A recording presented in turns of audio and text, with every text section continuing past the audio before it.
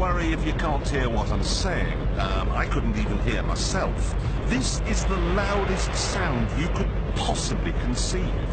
And, as it turns out, the cleanest.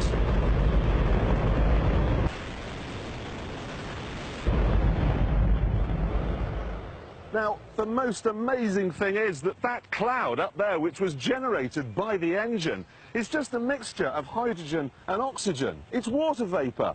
And in about an hour's time, someone in Mississippi is going to get wet washing. It will actually rain.